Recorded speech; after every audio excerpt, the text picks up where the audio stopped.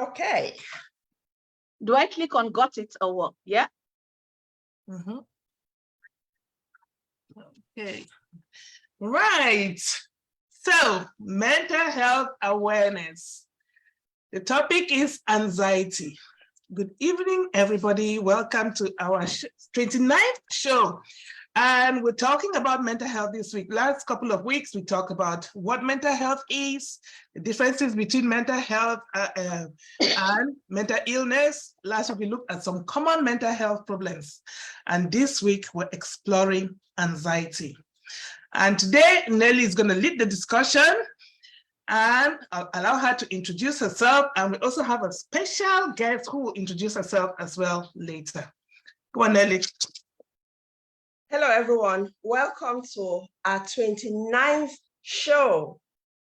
And like I said this month, at the beginning of this month, this month is Mental Health Month. And on this show, everything we talk about for the month of May is got to do with mental health, because it's something I am so passionate. We all here are so passionate to talk about it. And it's something that in our community, it's a taboo.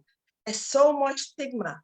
And we want to do our best to erase the stigma around mental health, because each and every one of us experiences mental health.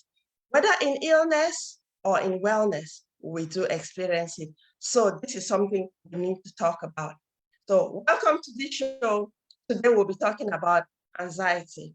I am Nelly Kwasunwi, a transformational coach, life coach, and a social worker. And today we have a very special person. I'll let her to introduce herself, but I just want to say thank you so much for accepting our invitation. And you are here in a safe space. So over to you to introduce yourself. Well, thank you, Nelly. Thank you for inviting me. My name is Zele, Maria Zele Otobanje. I live in Birmingham. I am a school teacher. I teach computer science and IT. I am from Cameroon, from the beautiful city of Kumba.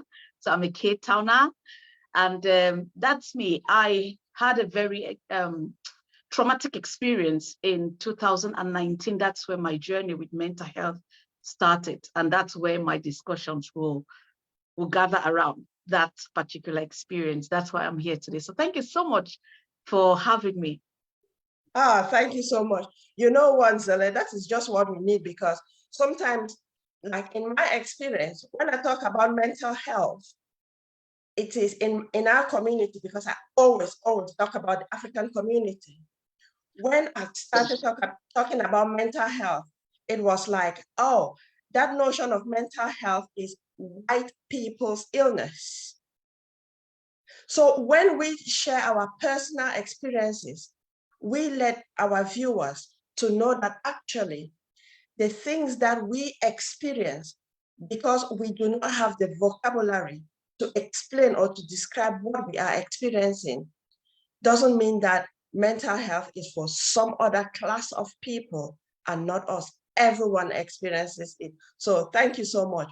So we'll just deep dive. So we'll start off with, actually, how will you explain what anxiety is? We'll just have conversations going around. So I'll just start with Aqua.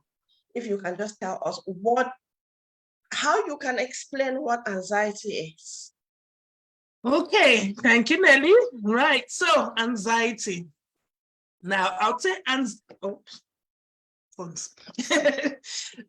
anxiety is that feeling of unease in your body. Could be because of a present danger or because you're worrying about something that hasn't yet happened. So you can have anxiety. Well, like Nelly said last time, sometimes I describe things and not actually defining it. So anxiety, you could be anxious about maybe daily tasks like presenting in front of your colleagues and things like that. And after you've done it, it's over. But when you have an anxiety disorder, is when it goes on for longer than 3-6 months, and you're worrying about things that you don't seem to have control over. So that's how I'm going to describe anxiety. Okay, thank you so much for that, Aqua. So over to you, Zele. I think for me, I would agree with everything that Aqua said, but it's that constant worry, that constant fear that prolongs for so long and is impacting on your daily life. So you're not able to shake it off. So I was trying to explain anxiety to someone, a child that came from Cameroon. And I said, you know, that feeling when they're about to call GCE, you know how your stomach makes brrr, inside, you know, and when that carries on over and over and over and over, and you're not able to actually stop, you don't have that physical strength, emotional strength to say stop. So you go to bed, it's there. You sit, it's there. You watch TV, it's there. That constant worry, that fear, you know, that unease. When you're unease, you can't sleep. That is what anxiety is. And when it prolongs for a long time and you're not in control of it and it's taking over your life. Yeah. Yep, you two have said it all. And just to add, imagine that you have that constant worry. Your brain is always on the watch out. You always watch out for things that will go wrong. And then because that is information that you're feeding your mind, because the mind is very creative, it will come out with very, very good things, in the sense that you make it it will magnify it. Because like I'll use your example, Zele. You talked about explaining what anxiety is to a child. And or that feeling when you know the GCE results will be read, that feeling of unease, it might manifest anywhere on your body. And even if the child knew that they wrote well, though they don't know how the marker will mark papers, but they will think of the worst, because they'll think that, oh, I'll fail my GCE, probably my parents will beat me, probably my parents will disown me, I'll not go to high school, I'll not go to uni, I will not. Yeah. That is the work of the mind, because you have fed the mind with wrong, or not wrong, you have fed the mind with the information. And then it just makes it big. It looks for cues from everywhere and brings it. Yeah. And you are in that constant mode of thinking.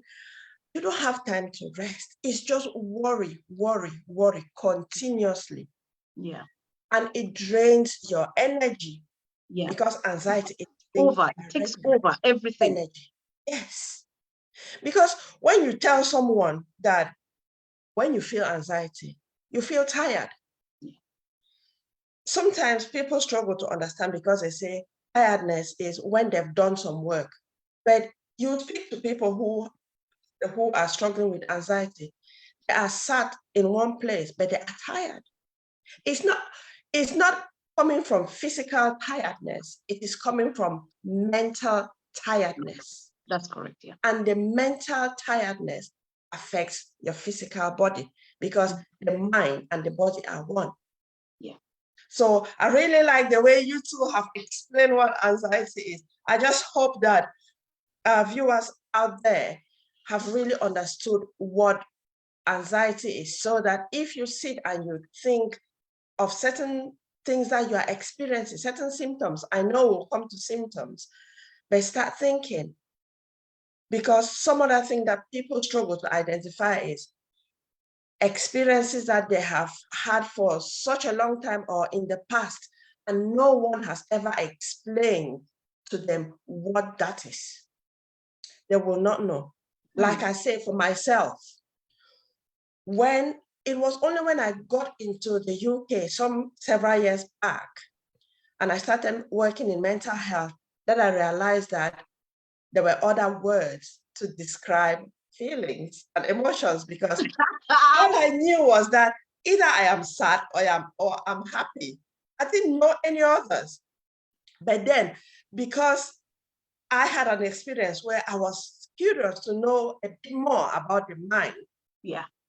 And then I was like, oh, so this is, like that moment when I'm like, oh yeah, I remember that. Oh yeah. And then I started looking into, sometimes I'll read the dictionary because I'm looking for vocabularies. I'm looking for words to describe feelings. Let me tell you, see, the fact that we don't have these words, it can also be a good thing. When I wanted to, and I'm sure Aqua is going to laugh at this. When I wanted to, so I went to the doctor, and I didn't know how to express myself to the doctor. I just went there and I said to the doctor, "Doctor, something is wrong with me." Doctor, something, I just said it over and over and over until he did this chart where I had to talk about my feelings. And then he said, "Oh, you're suffering. It might be stress or anxiety or depression." I didn't even know those words. I just knew that something is wrong with me. So you're very correct about the fact that we lack vocabulary to actually describe our feelings. Is another issue that we need to diagnose here, isn't it? Because we come from a place where if you try and say depression, you are dead, What is even depression? How can you get over it? It's life, that's just life. Deal with it and get over it. That's the common saying. So what are you sad for? What do you mean depression? Little thing like that, you're crying. What are you crying for? But this is what this is what our community now, just like Nelly is saying, we have to uncover those things and say it is okay to talk about them. It is some of these feelings. We have no control about how people are going to treat us. We have no control about another person's way of talking to us. The control we have is how we manage these emotions, how we take in these emotions, what are we going to do with this information that our bodies are receiving? What are we actually going to do with it? Because we are not in control of another person. We can never be. So it is a good thing that we're talking about it. I can't hear you, Nelly. Nelly, you're mute. We do this all the time. Technology kills us. Sorry. Yeah, sorry. Yeah, that's really true. Thank you for adding that. And I think this issue of not being able to express ourselves when we go to, say, with the medical professionals is really, really hard because we know there's something wrong, just like you've explained, Zele. We know there's something wrong. And because we don't have those vocabularies, I want to say you are even lucky because not all medical professional has an idea on mental health. So you were lucky, or you were fortunate that your GP was aware of mental health symptoms, which I was patient with you. Yeah, I'm patient as well, because I think that was something that came up, that GPs need to be trained on identifying mental health issues. Because just today, I attended a meeting, and we were talking. I was the only dark-colored skin person in the room. And I said, listen, it was on mental health. I said, listen, you are here talking about mental health. I said, in my community, we do not understand what mental health is because it's not something that we talk about. So that was one of the things, because we're trying to look at the inequalities in mental health. I say, okay, professionals will go and talk about mental health. And like a Black woman will just sit and look at you. And then at the end, what we'll do is we'll say yes, when we don't even understand what is being said. And then whether they're diagnosing us with whatever thing, we don't know. And then we are given medication. And then we start taking the medication, but we don't even know what that is. So when I explained it in the group, I said, in my community, this is one of the barriers, because it's not something that we talk about in the community, in families. Yeah. It ends just with professionals. Even those who are the professionals, it ends with their profession. They don't extend it to their personal lives and with their families and communities. So they were really surprised at how can people or a community not know what mental health is. I said, yeah, because we don't know. So yeah, there are a lot of things that come in place when it comes to mental health, because that understanding is not there. It isn't. Yeah. To only know mad people. Oh, Who Aqua, are picking things on the street. network is breaking. Yeah, yeah. It's hard because even when we go to describe our physical symptoms. Oh, can you hear me now? Yeah. Oh, Yeah. they're all frozen. Can you hear me? Yes. That even when we go to describe physical symptoms to the GP, sometimes we struggle because we do not have the words, the actual words to describe how the pain is feeling. Why am I having this pain? Sometimes we do not really have those words to describe how we're feeling physically, let alone mentally and emotionally. So it is something that we need to learn, and we have to be open to learning, because that's one thing in our community as well. We do not want to bash our community, but we know that we struggle with wanting to learn, because we hear everybody wants to work and earn a living. To find time to develop ourselves, and mandatory training that work requires of us is sometimes difficult for a lot of people. And so it is important that we encourage ourselves to be curious, because not only will the curiosity help us. I was listening to how to help do brain health. One of the things to help your brain stay fit is to learn new things. Doesn't matter how small. So we need to encourage one another and people around us to be curious about life, to be curious about things, and to learn something new each day if possible. Yeah. Yeah, that's true. Thank you for that addition. Yeah, learning is very important. And like this conversation that we are having, we are learning as well and sharing, because of course, when we share, it doesn't mean that we know all. We are learning in the process as well, because they say, if you want to learn, you teach. It's a process of learning too. Because sometimes when you have these conversations, someone says something, and it triggers you, and you ask a question. Sometimes the question is like, oh, I wish you didn't ask that question. But in that moment, when you are talking about it, it is coming out fresh, because you've not modified whatever that answer ought to be. So it just comes out and it's in the open.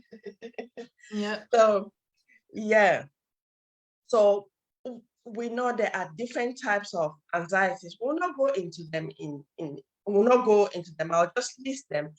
We have general anxiety disorder, which is easily called a GAD. This is when you feel general anxiety. You can have symptoms like excessive worrying about different activities, different events, and you end up being very, very hyper alert or very vigilant, because you are always looking out for the wrong thing that will happen. Another type is the social anxiety disorder or the social phobia. You have very intense fear of social situation. Some people, they might fear getting on the bus, some speaking in public, some attending meetings, some meeting new people.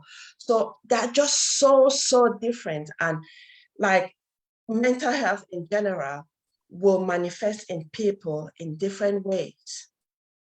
Another type of anxiety disorder is phobias. Phobias are just all sorts. Oh, phobias. I'll tell a story about phobia, because I had a phobia of cats. I had a phobia of cats. And this started when I was, I think, around 3-4 years old. As I'm speaking, I can visualize that morning because I used to be very curious. So when my dad checked his car in the mornings, I used to go and see whatever he was doing. So this Saturday morning, he was checking it and he called for me. I went there and he checked. You know how back in Cameroon, parents used to check cars, not like here. So my dad checked the car and he was like, there's something not right in the engine. So I just stood there because I knew nothing. And then he went under the bonnet and he came out with something.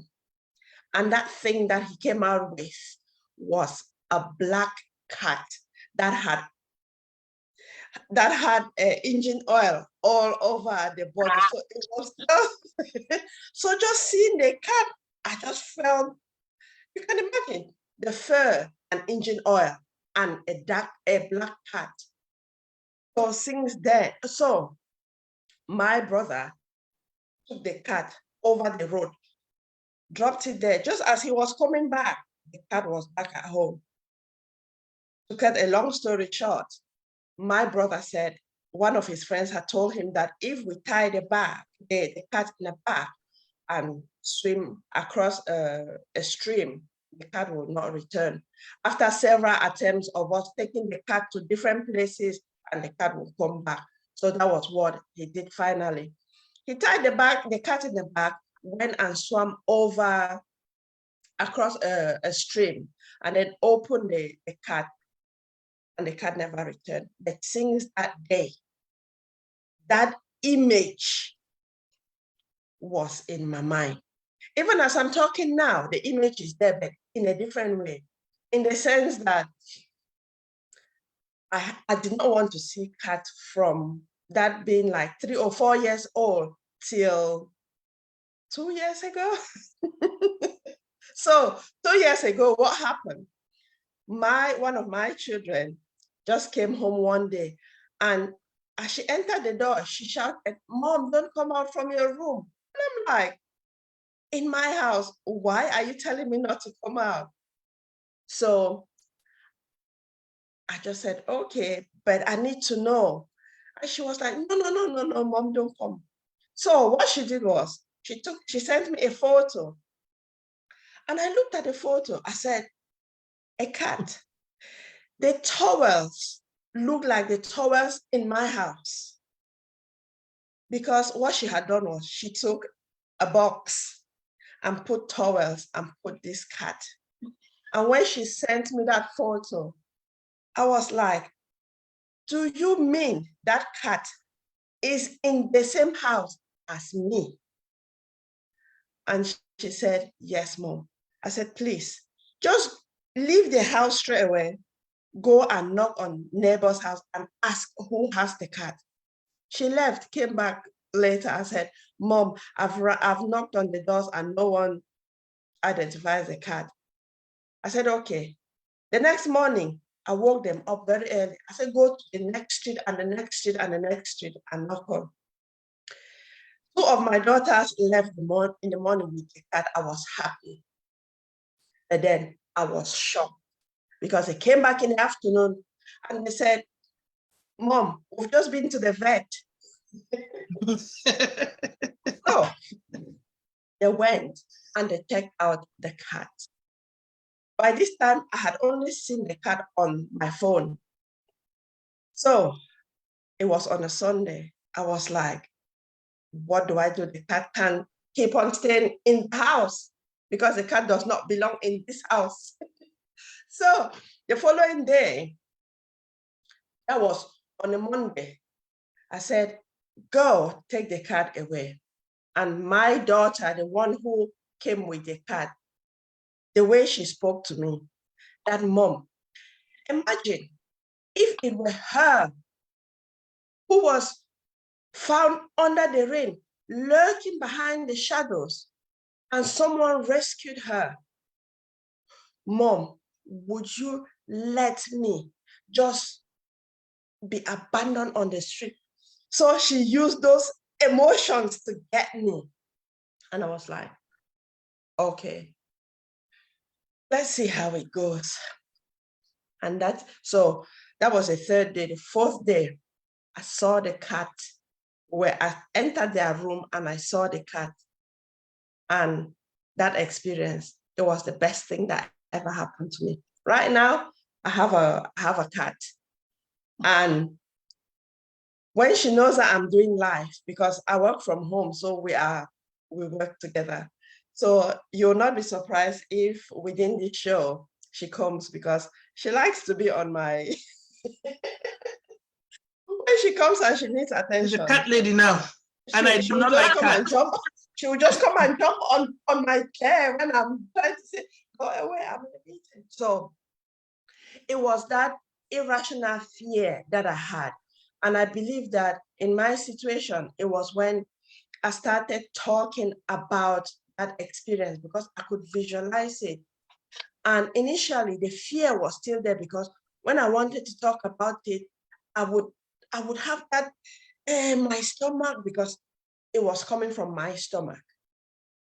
But as I was talking and talking, I realized that that fear was reducing, the fear was reducing. So now, so that was how my own phobia of cats was resolved.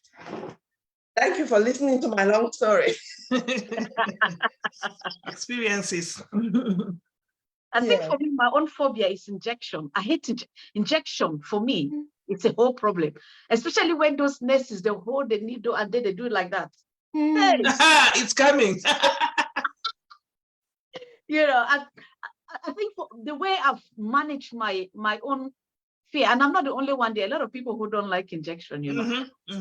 You know, and for me, when there is an immediate appointment to, and it's something I'm going to talk about going heads on, because a certain doctor talked about heads on your fear, you know, like how we talk about breathing therapy, there's also something that they call heads on. So you actually face your fears. And I remember one time I went to the doctor and I was meant to do a blood test.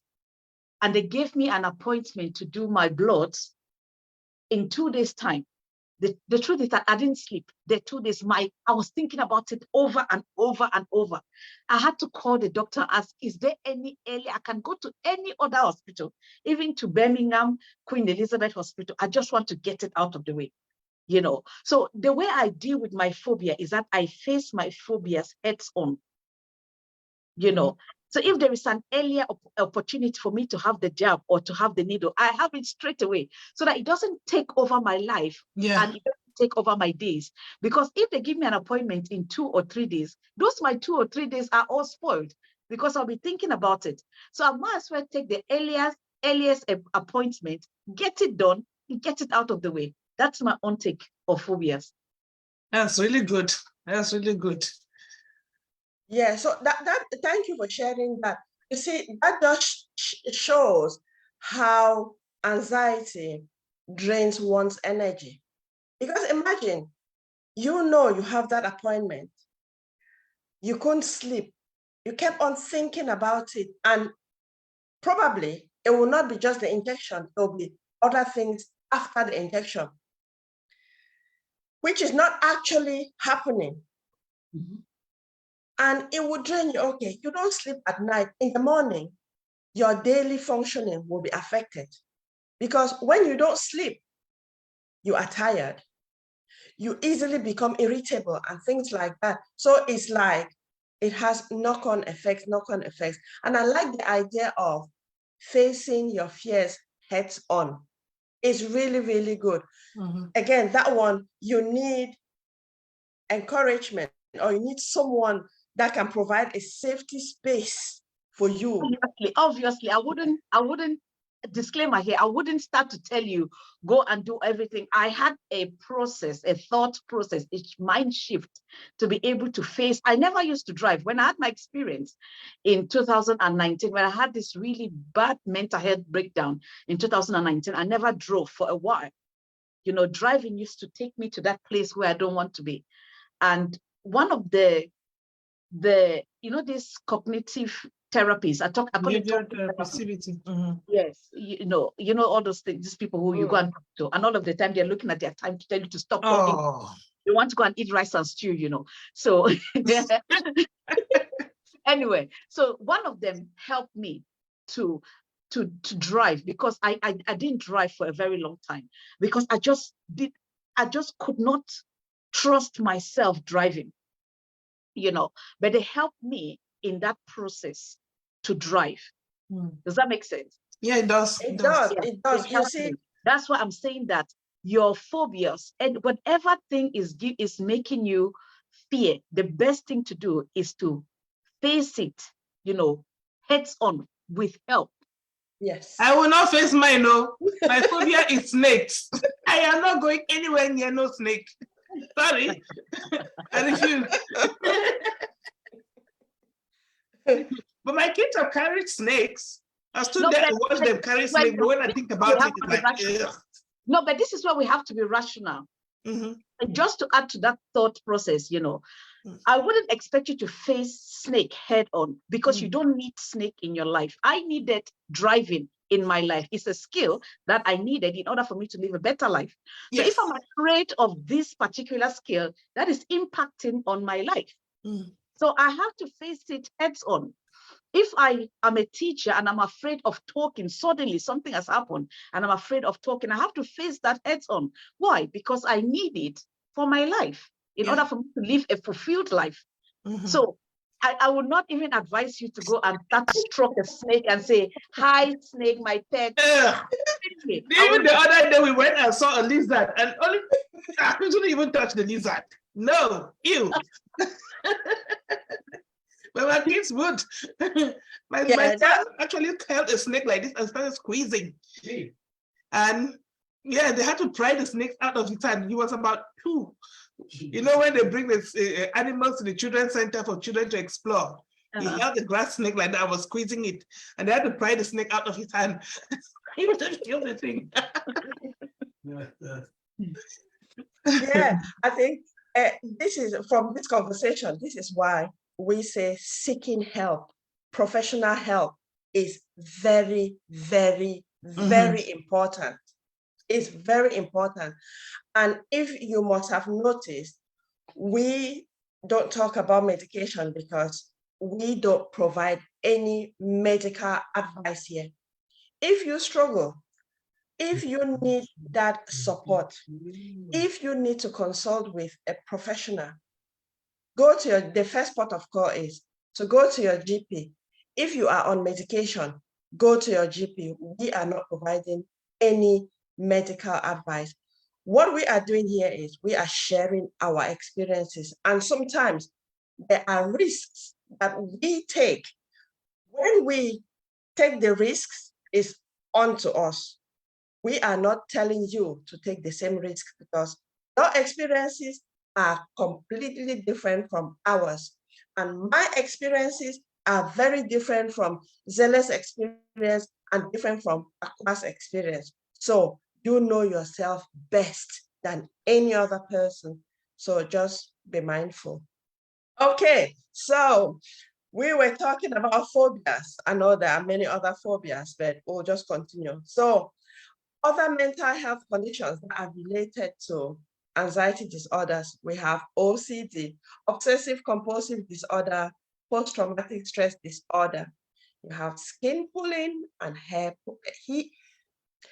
pulling and skin picking.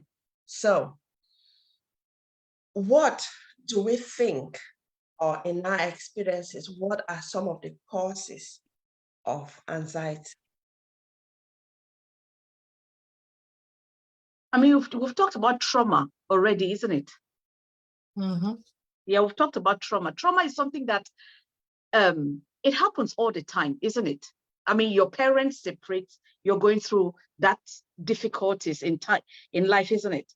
You have an accident, it happens. So there is trauma that we need to actually unpick. There are processes in life or procedures in life. There is something I wanted to talk about. I wanted to talk about bullying at work. Bullying at work causes a lot of anxiety. Yes. I know people who don't want to go to work because someone is bullying them at work. Maybe the way they talk down on them, or, we've seen situations where, like you do some nice resources. Akwa, you should know this. You do some nice resources at work, and then some other person takes your glory. Your credit. So bullying is another thing that could cause anxiety. Mm-hmm. It's another, and it's something that we have to talk about, because we have to look at a way of dealing with work bullying, or this stress that comes from work. Something that we really need to unpick. I was thinking about separation. Couples who separate, that causes a lot of anxiety. And then my last thing that I have to talk about before I disappear is jackass and enmity. It causes a lot of anxiety. Explain it in English. What's jackass? Oh, everybody knows what jackass is. Everybody doesn't know what jackass is. Go on. Explain it in terms where people who are not from Cameroon will understand. Okay, so I don't even know how to start that. Why, you can help me. So jackass, where I come from, or where we come from, because all of us are from Cameroon, is this habit where people don't talk to each other. So there probably has been a situation. So I'm still going back to this word called situation. There must have been a situation that has not been resolved, or even when it has been resolved, these two people cannot forgive themselves and move forward. So they have a strained relationship. They don't talk to each other. Sometimes it even expands to families who don't talk to each other. So you go to a party and your tummy starts to hurt because you're going to meet this other party. That causes a lot of anxiety in our community. And it's something that we need to all look at it and try to see how we can overcome it. Yeah. So in effect, silent treatment. But the silent treatment is usually resolved because in the home you have to eventually speak. But when it's not somebody that you have to talk to all the time, sometimes we just say, out of my life. And you see them and you have that stress, that anxiety within you, and you look at them and it's just like, that feeling comes up again because of that unresolved issue.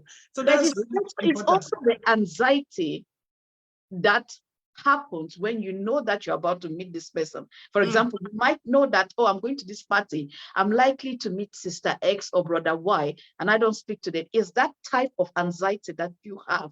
So in order for us to overcome that, we have to look for a process where we forgive quickly. I think that was one of the things I talked about this morning, that forgiveness, they're fruits of the Spirit. I'm sure most people here. Yes. I am a Christian, and when I started adopting the fruit of the Spirit, it helped me a lot with my entire mental health.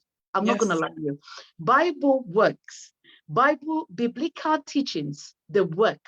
The Bible or Christianity is not just for heaven. It is also to help us live and experience life on earth. So when I forgive quickly, it helps me to be less anxious in life, especially to deal with frictions in life, and also to deal with things like enmity. And even now at work, I'm trying to adopt the teaching of peace. So if somebody speaks to me in a way that I do not like, I don't go about start fighting with them, because it gives me more anxiety on top of more anxiety on top of more anxiety. So what I do is that I quickly look for the the best way to bring peace. Sometimes I may have to swallow my pride. Sometimes I may have to swallow my ego. That is what makes me a mature person. Isn't it? It makes That's very important, It makes me a much, much mature person. There is no need to fight, because what happens when we fight and we're in this struggle is that both of us live an anxious life. As the process keeps on going, we are constantly experiencing anxiety. So look for peace, which is another fruit of the Spirit, and try to execute peace in your life. Amen to that. Amen. I'll say amen. And I'll just jump in there and say, I am totally with you. And Nelly knows this. The word of God is like the foundation of my life. And when we talk about mental health and things like that, I always go back to Philippians 4. Philippians 4 is a classic passage about resolving issues in your mental health, because it says that do not be anxious about anything, but with prayer and supplication, bring your requests to God, and he will give you the peace that transcends all understanding. Yep. And then verse 8 says, whatever is good, whatever is kind, whatever is praiseworthy, that is how we transform our mind, by thinking good thoughts, by always trying to walk with in the fruit of the Spirit, because if you're walking in love, you cannot love and hate at the same time. Exactly. You cannot be angry and grateful at the same time. So if you cannot be joyful and fearful at the same time, because when you're in that spirit, when you're in that, like when you're praising and singing gospel music or things like that, or when you're just singing normal music, you're in a joyful state. And so you cannot be anxious at the same time as you're being joyful. So it will walk by the Spirit. Exactly. Then we will not gratify the desires of the flesh, or those things will not overcome us. Yeah, I think Nelly has disappeared now that we're talking about biblical. Come back. Sorry, I just there was a knock on the door, so I went to open the door. I thought we have offended you with our biblical teachings. No, no. No, it was just a knock on the door. Okay, all right. Because at once I didn't see you. I thought you had left the show. No, she's the leader. No way, not me. This is a safe space. We're here to share. Yeah, so we've talked about two things whilst you were not here. The first thing we talked about is... I heard all of it. I was just around. Fantastic. Good. Yeah, so thank you so much for that. You know, just to add to what you two have been saying, we all are spiritual beings. But without that realization that we are spiritual beings, we hang on to worldly things. That's correct. Which does not take us anywhere nice, because then we want to feed the ego. And what does the ego do? Well, that's for some other time. The other thing that you talked about that I really like, and it's something that I talk about a lot, is forgiveness, letting go. People hang on to things that hurt them so much. No, but you see, the thing is here, Nelly, I spent a long time in 2020 to investigate this thing of forgiveness, because we can easily sit here, three very knowledgeable women, and say, forgive. You need to teach people how to forgive. You know, how do we forgive?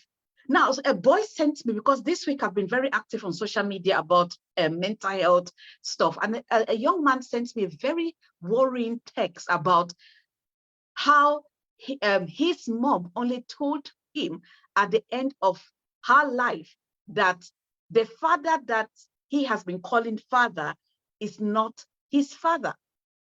You know, and since his mom died, he cannot trust his wife, and he doesn't know if the children in his house are his, you know. So that is already, it was a very long email. So I'm thinking to myself, how do I really teach this person how to forgive? Because I'm trying to... Yeah, on mute, Aqua, if you're speaking. No. Go on. It was the phone that went off. So I just said sorry. So I'm thinking, how do I really, because to forgive is a word, and it's an action word, and we need to attach actions to it. And one of the ways we teach people to forgive is to hold on to sweet memories. So what this person that you're hurting with, there must have been something that person must have done good in your life, even if it's one. Hold on to that sweet memory. Hold on to that. You know, look at excuses. Look at reasons why. Why did my mom tell me that this person is my dad? Because your mom wanted stability. It's out of love. She wanted stability in your life. That is why.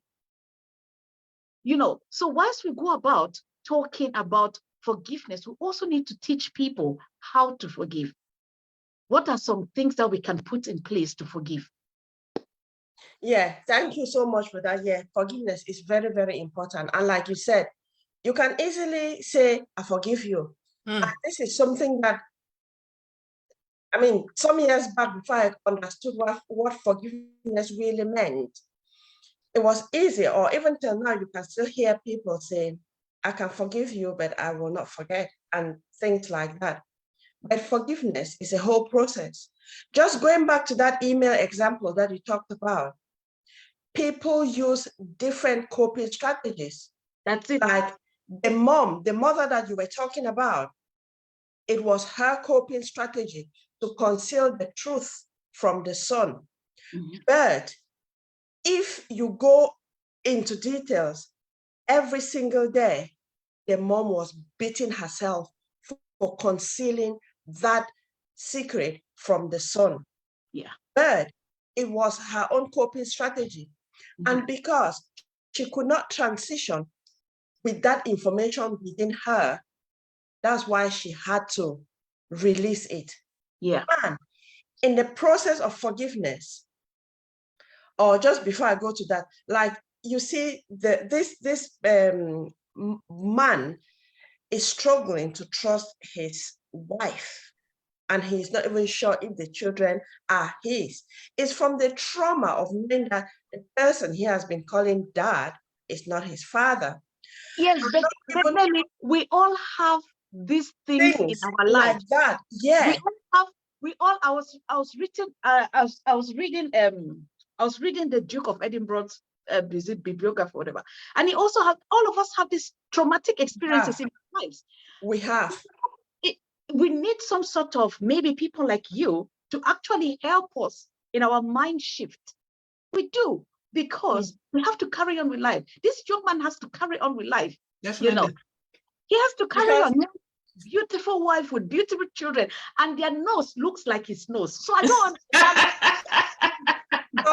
You see, Zella, just to jump in there, because this is work that I really, okay, like initially, when I was finding out who I truly am or who I am, I got to a point and I was like, a healer. And I was like, no. If I dare say, or if I dare accept that I am a healer, probably I will be rejected by my parents, because when I was doing that search and the healer came up, the first thing that came to mind was a traditional healer. And I was like, no. I am from a Christian family. So, but then when I was not accepting that part of me, I realized that the conflicts that I was experiencing within me was increasing. So I would say just today, I completed a course on trauma-informed coach. So just what you are talking about is something that is still fresh, because I finished that training today. And there are just so many things. So just, I know we're going off topic here. So from just very briefly it's easy to tell someone that do this or forgive, but then the body is saying something else. The mind is saying something else. The spirit has something else. And because of this disunity, the person is really struggling. So it's to look for a way to bring all this together, because we as human beings, we are body, mind, and spirit. Yeah. So if these three come together, that is when we have the unity. Because you develop different coping strategies, but that one is for some other time. Let me just jump in there for 1 minute, Nelly. What you just said about this conflict within us, it goes back to what we're talking about, the fruit of the spirit.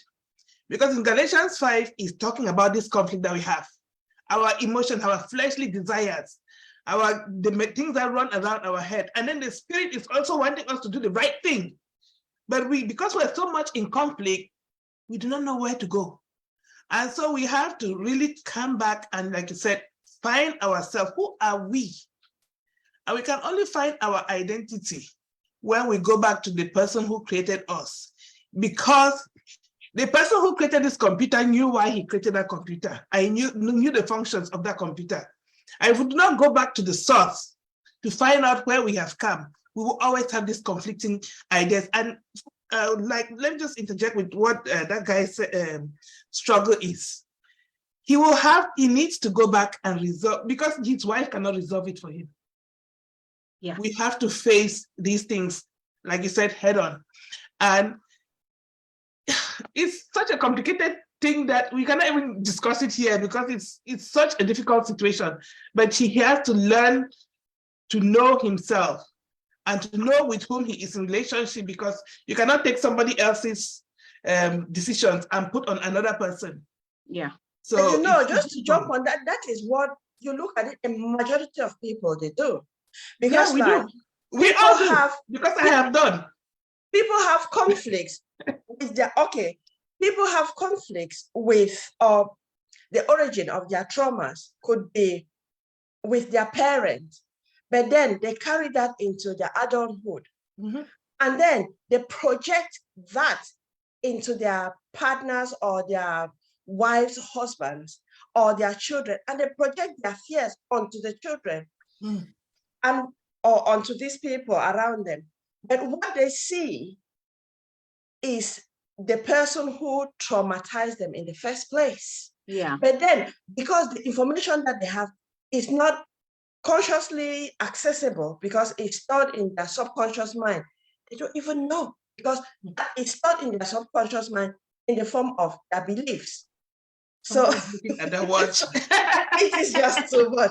Okay, so I know Zele has to go in 1 minute. No, I'm sure they would let me stay a little bit longer, you know. I just want to say that we have to be open-minded, yeah, because we are dealing with a subject that it doesn't just affect Christians, it affects non-Christians as well. Everybody. And people with no faith, you know.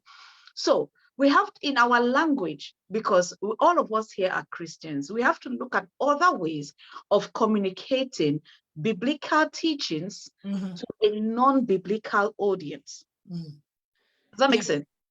You know, perfect. Perfect. Yeah, is to target the teachings to suit in with people's ideologies or whatever. However, like I said before, each and every one of us is spiritual being. The spirit is just one. The source is just one. So it's to go back to that place, because even if people don't belong to any religion, but they know that there's some other thing above them, which is their spirit. So if you can unite your body with that spirit, then it will make you feel whole. Yeah. Because we can say whatever we want to say. Yeah. And the thing is, no one can do the things for an individual to meet their soul, because it's only you and you alone who can trace back to know who you are. Other people will always tell you that you are this, you are that.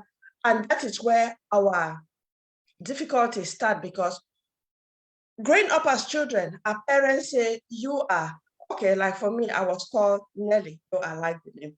I was called Nelly. And then growing up, people say you are this, you are this.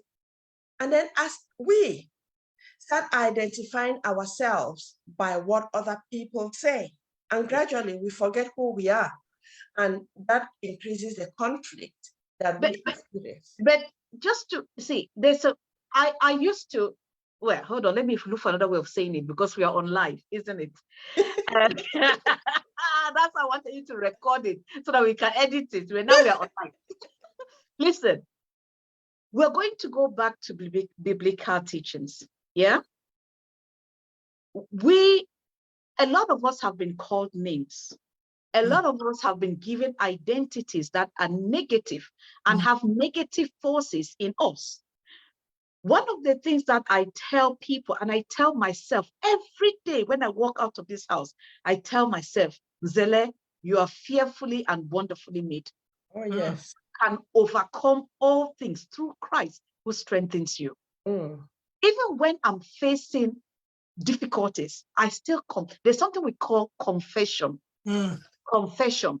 See, the power of Christianity is amazing, because when you confess, for some reason, you start to manifest. Those are two different things. You confess with your mouth, you must manifest with your actions. You know, so when you start to confess that, Nelly, I am wonderfully and fearfully made, I can overcome this, I can do this through Christ who strengthens me. Even though I walk through the valley of the shadow of death, I know that you, Lord, are with me. I will hold on to your truth. No, those are strong confessions. And for some odd reason, you start to manifest that. The power starts to build inside of you. You know, so that is one coping strategy for us that are Christians. It's one coping strategy, holding on to biblical confessions. Yeah. You know, thank you so much for that, Zele. I am very conscious of time, so we will rush because we need you to tell us a bit more about the coping strategies. So we'll just run through. I will talk about the symptoms. So I'm not just cutting you. We'll still come back to that, even if it means coming on a different day. So we have different symptoms, such as the physical symptoms. You might feel lightheadedness or dizzy, headaches, sweating, shaking.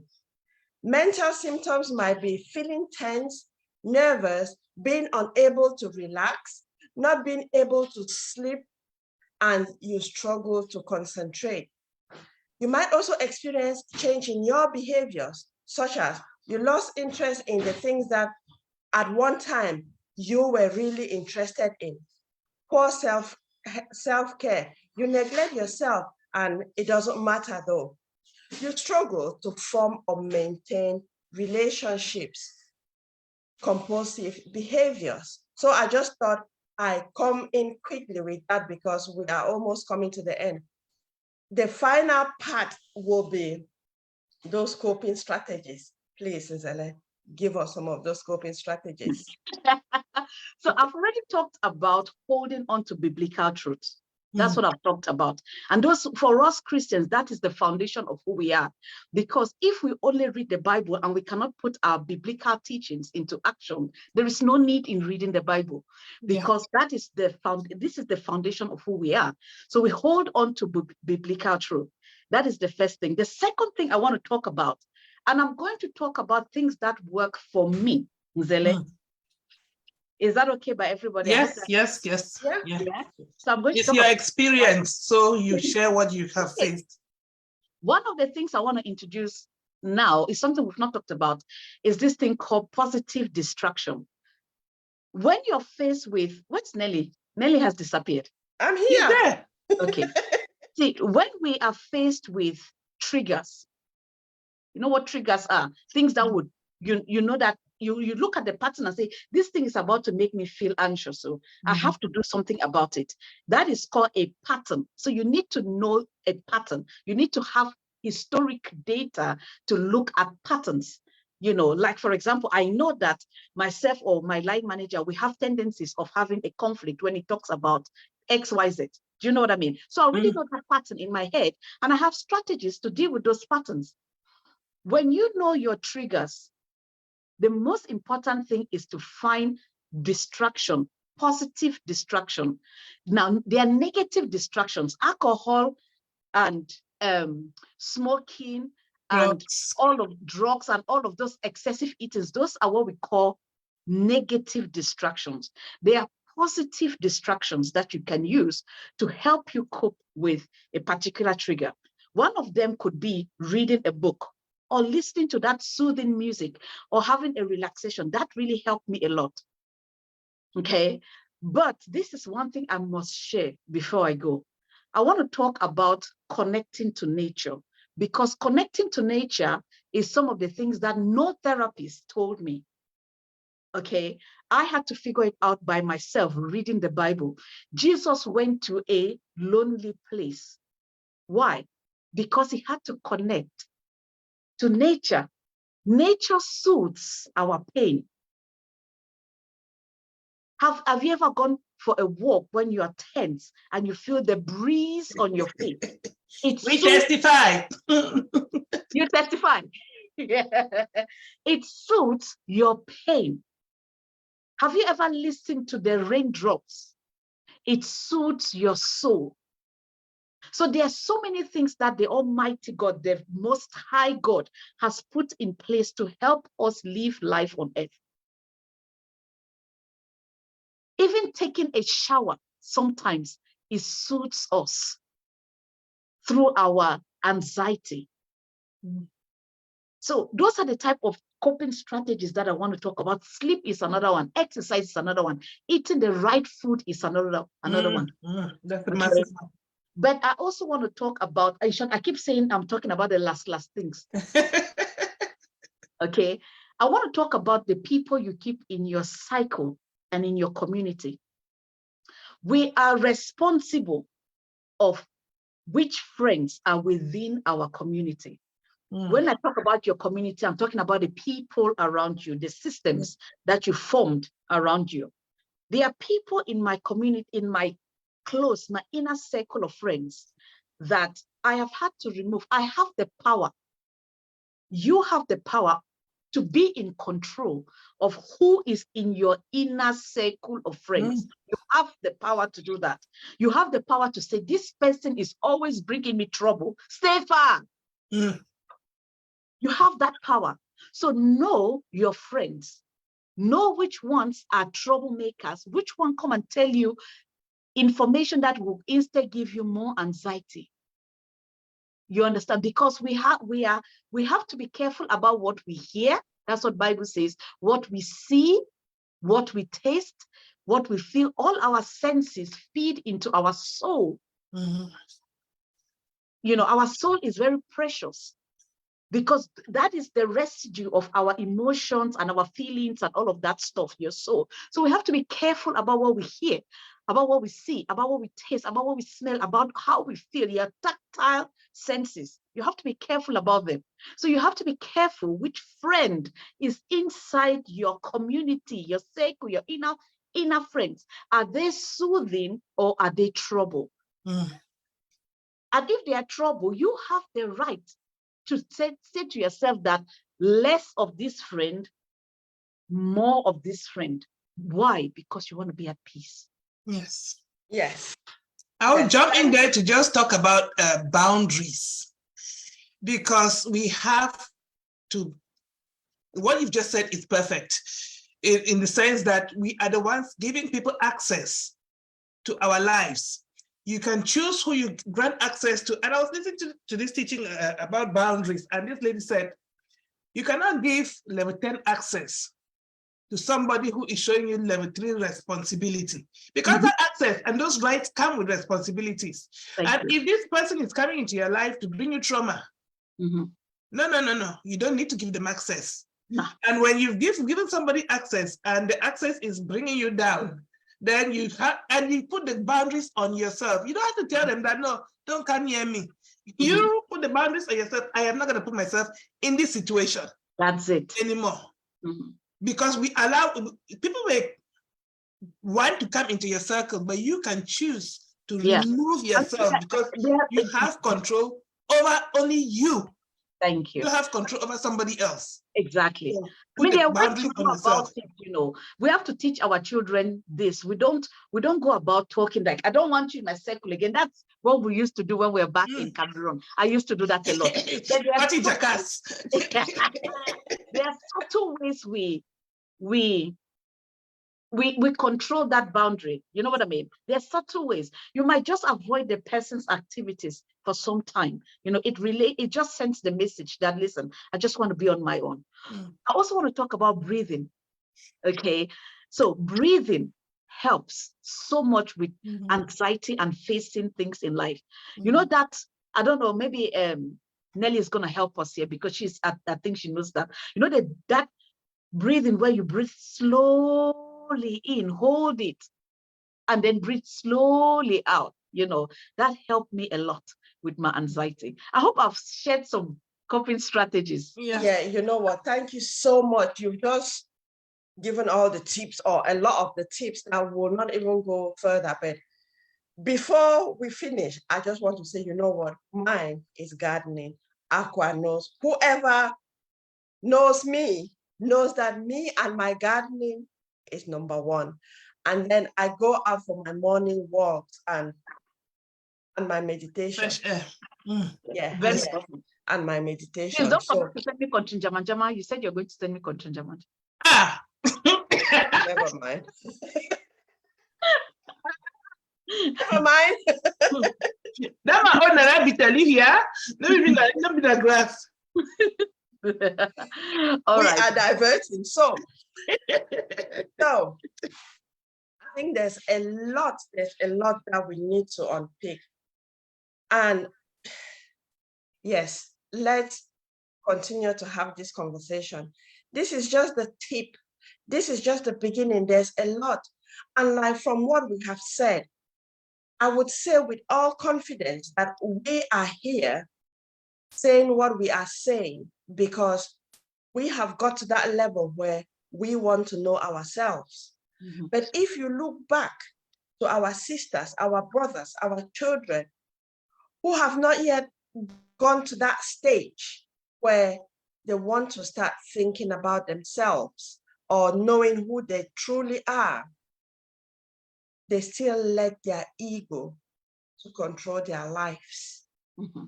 So my question now is not to answer now, it's for us to think.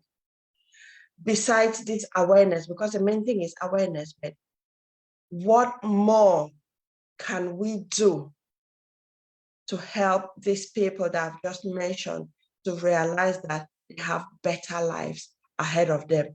We cannot do it for anyone. We can only do it for ourselves, but we can support people. So it's just for you to think outside of here. And it's for us to continue putting in our 1p, 1p, 1p until the day when we realize that, oh, that is full. Yay! Yes. Well, Zele, we are so grateful that you joined us today, and you have been such a gift to us this evening. And you shared your experience. Thank you that you allowed yourself to be vulnerable enough with us as well, because you've met us for the first time. And so you shared your experiences with us, and we're really, very grateful. And we hope that you'll come back on another show so that we can continue these discussions, because we need as many voices as possible. Definitely. So, yeah.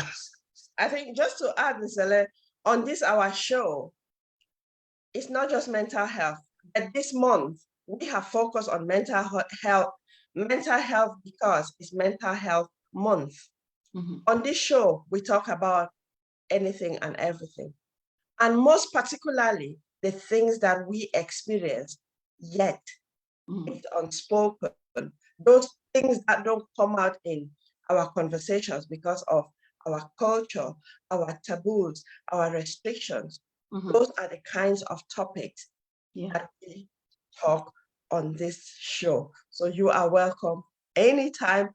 One thing that you show your face here so many times, you will be welcome. And if there's a burning topic that you'd like us to talk about, feel free to just suggest it and we'll plan it. Okay. Thank you so much, ladies. Thank you. Listen from the bottom of my heart. Thank you. Thank you. Right, before we finish, if you want to know more about what we do, you can visit our website on www.hanhandcommunitycic.com or send us a direct message on social media and we will get back to you. And also, if you have any topic that you want us to talk about, get in contact with us. If you want to be one of the panelists, get in contact with us, because we need people to come and share their experiences, just like Zele has done today. So thank you so much and enjoy the rest of your day. I have sent you a friend request, so you better be accepting it.